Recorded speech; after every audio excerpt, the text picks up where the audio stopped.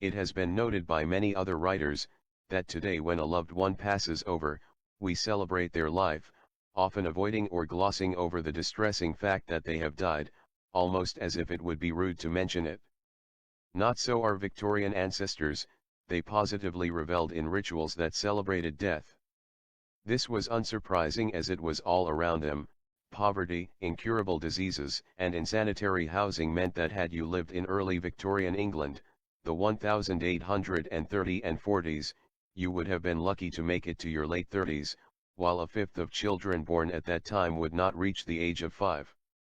Yet despite these grim statistics, the Victorian fondness for funerals and funeral rituals grew out of more than just a pragmatic realization that they would undoubtedly be attending an awful lot of them.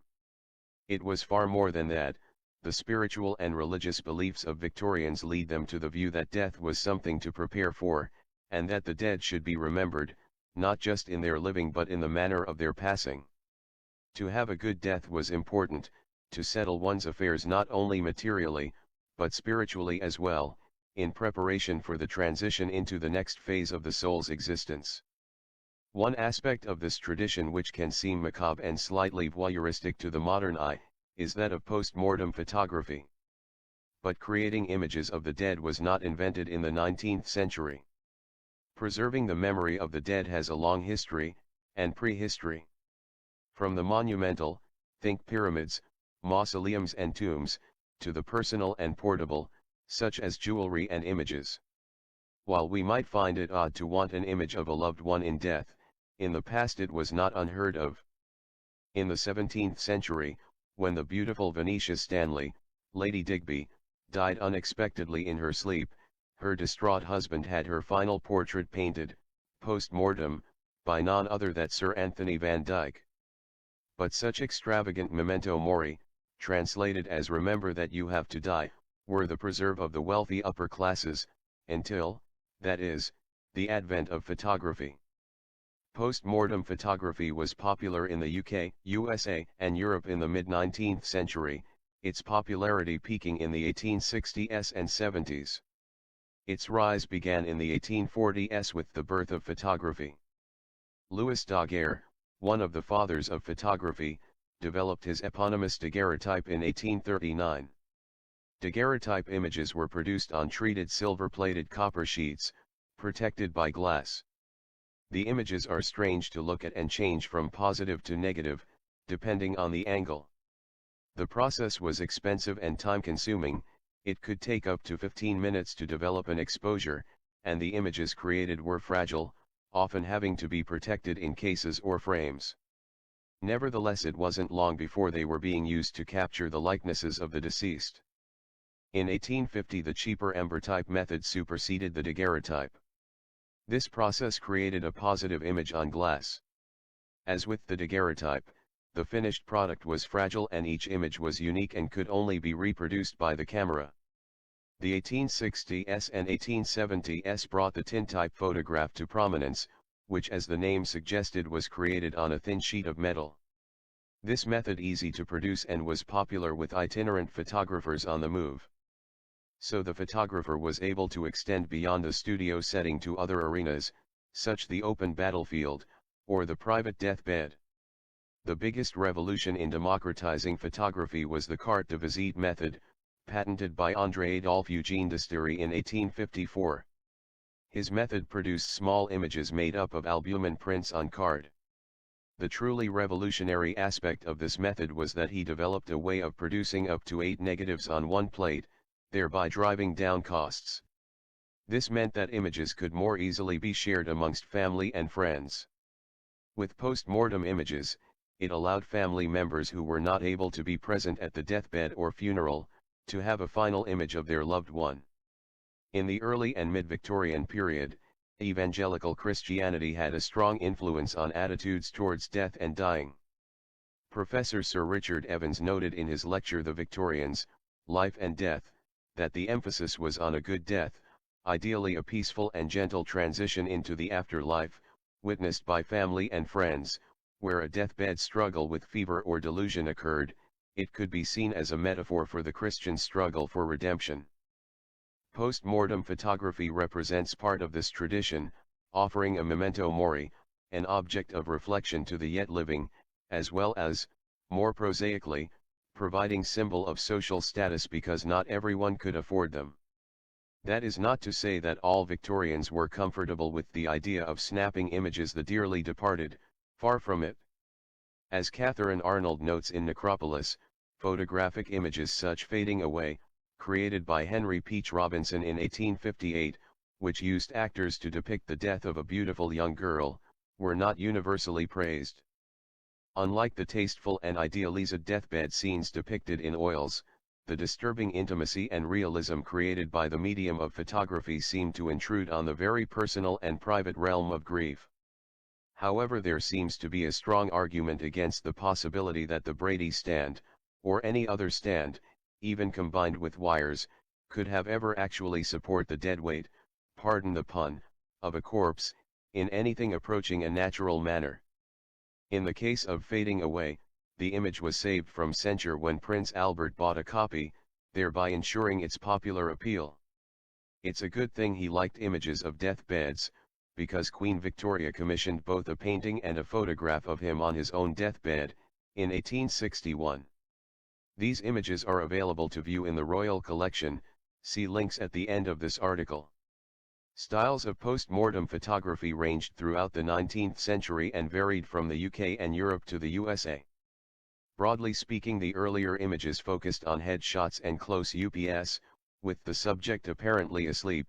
Later more naturalist poses were adopted where the subject was posed as if in life, and later still the funeral group, with the family gathered round for one last photo with the dearly departed in their coffin, became popular. However, the significant difference between these images and images such as Fading Away, is that post-mortem photography was intended to be viewed in the private sphere, whereas Peach Robinson's staged image was clearly for public consumption. So, why did the Victorians do it? Why have a stranger come into your home, while you are grieving, and interfere with your loved one, simply in order to take a photo? Well, it seems that a number of factors collided to produce the right climate for it.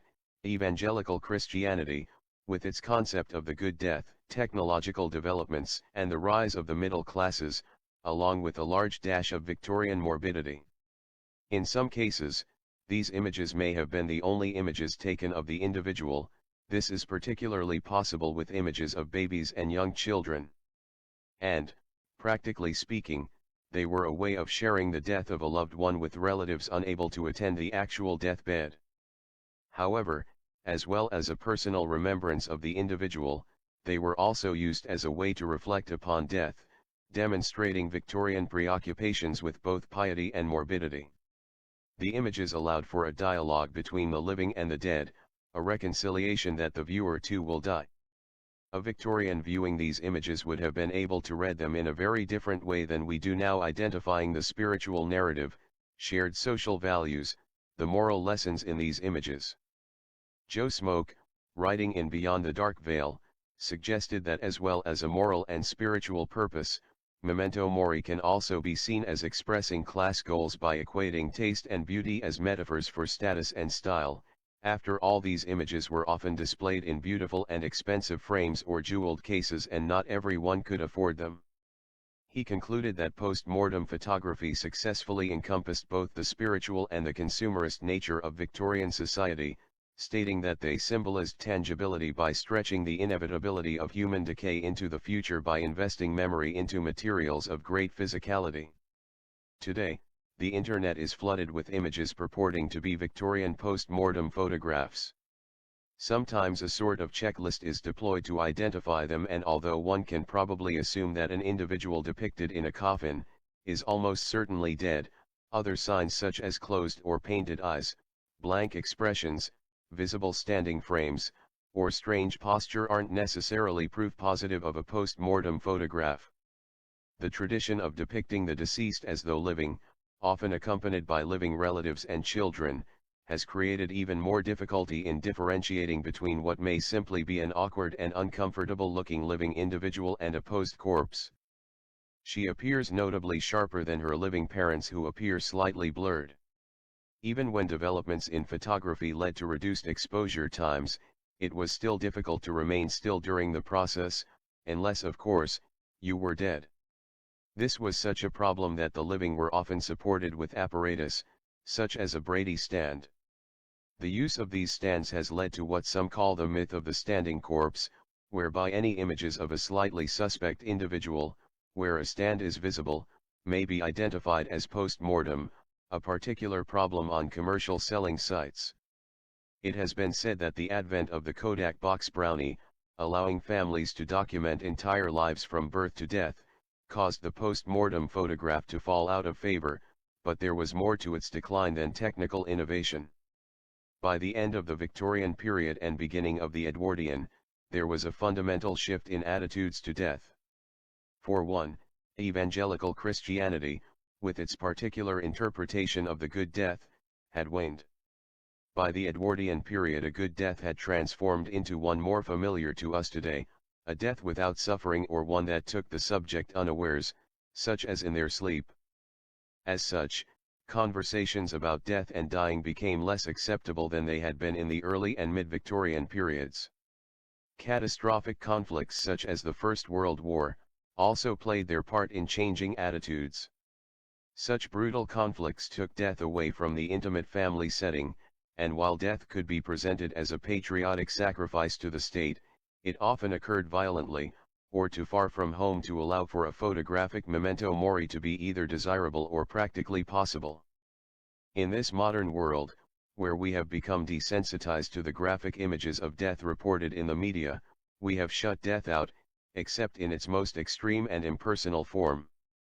In contrast, these quiet, contemplative and very personal images of the dead offer us the opportunity to open a dialogue with death, and to reflect on that great leveler. And of course, they also provide an ever so gentle reminder that we too will die.